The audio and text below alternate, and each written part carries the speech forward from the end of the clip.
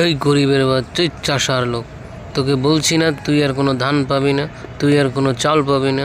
যা এখান দিয়ে চলে যা, যা। এই আরে মারো না, কে আর কিছু কও না। হ্যাঁ, সব চাল শেষ হয়ে গেছে, তুই আর কোনো চাল পাবি না, যা। স্যার আর কি মারি ফেলাম স্যার? ওই গরিবের বাচ্চা তো বেশি ঘাটতারা স্যার, বলেন ওই মারি ফেলাই, আর মাইরে রাখবেন পুরো শুয়ে ফেলাই। এই তুই যাবি না, তুই স্যারের উপর করো। আমি গরিব মানুষ, চেয়ারম্যান, আমরা ঠকাইয়েন না। আমি দিন আনি দিন খাই, ফসল ফলাই। আজকে আমি এসেছিলাম রিলিফের চাল দিতে, আপনি চাল দিলেন না। আমরা কোন কোথায় যাব? গরিব মানুষ বলেন। হ্যাঁ, সরকার আমাদের জন্যই তো রিলিফ দেয়। রিলিফ নিতে এসো তাই? তুই জানোস না চাল শেষ হয়ে গেছে, তুই আবার মুখে তর্ক করো। যা গরিবের বাচ্চা, যা। চেয়ারম্যান স্যার হুকুম বলছে চাউল নাই, চাউল নাই, তুই চাউল নাই, তুই চলে যাবি। তুই আবার স্যারের উপর তর্ক করো, একবার তুই মারিয়ে ফেলাম। মারিয়ে ফেলাইলে রাসেল ভাইবার আছে, সে এগুলোর অন্যায়ের প্রতিশোধ নিতে আসবে, অবশ্যই আসবে। তুই চুপ কর, তোর একবার গুলি করে মারিয়ে ফেলাম, চুপ। হুজুর, আরে মারিয়ে ফেলাইছি হুজুর, মারিয়ে ফেলাইছি। রাসেল ভাইপের বলে প্রতিশোধ নেবে, কোথায় গেল রাসেল ভাইপার? হুজুর, আপনার বেয়াদবটারে মারিয়ে ফেলাইছি, গরিবের বাচ্চাটারে মারিয়ে ফেলাইছি, কোথায় রাসেল ভাইপার, কোথায়?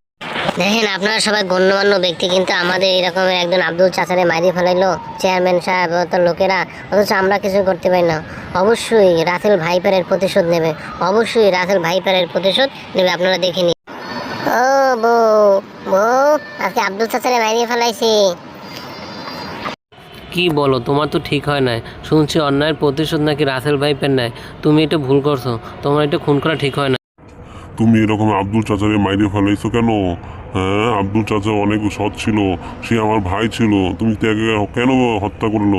তুমি চেয়ারম্যানের হুকুমে তুমি তাকে কেন হত্যা করলা?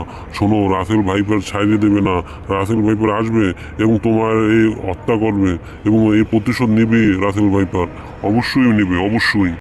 সাবুরে সাহেব, আমি একজনকে মেরে ফেলেছি, সবাই বলছে রাসেল ভাইপার নাকি এর প্রতিশোধ নেবে।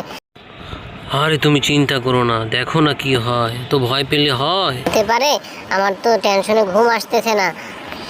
আপনি কিছু বলবেন আমাকে? আমাকে একটু উপায় বের করে দেন। হ্যাঁ, চলো। তুমি কোন জায়গায় বসে মারছো লোকটাকে? আরে রাসেল ভাইপার কিছু করতে পারবে না তোমার, তুমি নিশ্চিন্তে থাকো, রাসেল ভাইপারের ক্ষমতা নেই, তুমি চুপ করে থাকো। আপনার কথায় আশ্বস্ত হইলাম। আহা কি আনন্দ আকাশে বাতাসে, রাসেল ভাইপার আমার কিছু নাহি করে। ওরে মা, বাঁচাও বাঁচাও বাঁচাও, রাসেল ভাইপার আসলো আসলো আসলো, আমাকে মারলো, কামড় দিল, বাঁচাও বাঁচাও, রাসেল ভাইপার, রাসেল ভাইপার। আরে ছেলেটা মারা গেল সাপের কামড়ে, রাসেল ভাইপার অন্যায়ের প্রতিশোধ নিল। আহারে আহারে, তুই কেন আব্দুল চাচাকে হত্যা করলি? শোনো, আমি রাসেল ভাইপের সাথে, আমি অন্যায়ের প্রতিশোধ নিতে আসছি। তোমরা যেথায় অন্যায় দেখবা সেথায় আমাকে পাবা। আমি সবাইকে হত্যা করব, আমি দুর্নীতিবাজ, আমি অনিয়ম, সুদখোর, ঘুষখোর, আমি সবাইকে হত্যা করব। তোমরা দেখো। বিশ্বাস করলাম না যে আপনি অন্যায়ের প্রতিশোধ নেন। রাসেল ভাইপের সাহেব, আমরা ধান খেতে গেলে আপনি দিয়ে কামড়ান, এখন শুনতেছি আপনি ঘর বাড়িতেও উঠছেন, তাহলে আমরা কোথায় থাকবো? এটা তো আপনি জুলুম করতে আছেন। আপনি চলে যান, চলে যান, চলে যান রাসেল ভাইপের সাহেব।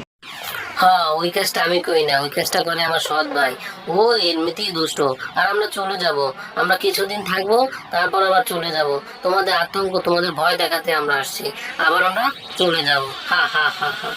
তোমরা পরিবেশ নষ্ট না করলে আমি আসতাম না, আমি জঙ্গলেই থাকতাম। কি দিনকাল আসলে ভাই, এখন রাসেল ভাইপার আসছে, বাংলাদেশে ছড়িয়ে পড়ছে।